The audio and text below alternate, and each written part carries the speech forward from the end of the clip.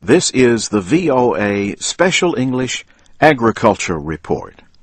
Officials in Liberia say tens of millions of caterpillars are destroying crops and polluting waterways in the country's agricultural centers.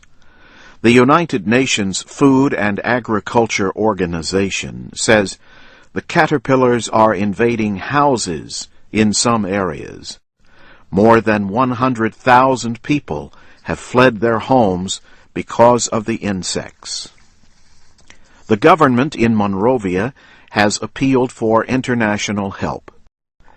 Agriculture Minister Christopher Toe urged other countries to help save Liberia's crops and other vegetation that the caterpillars feed on. The caterpillars are black and hairy and 2 to 3 centimeters long. They were first reported in Bong County in northern Liberia on January 15th. They have spread into areas of Lofa County and Bapulu County, bordering Guinea and Sierra Leone. The area struck by the caterpillars has some of the richest farmland in Liberia. The agriculture minister said Bong County grows most of the country's cassava, eddoes, plantains, bananas, and potatoes. Ben Donnie, an environmental activist, said the Liberian food supply is sure to suffer. He noted that Bong and Lofa counties produce the most rice, and he added, "We cannot live without rice." As the caterpillars feed on crops, their waste pollutes waterways and drinking wells. The caterpillar invasion could be the country's worst in 30 years.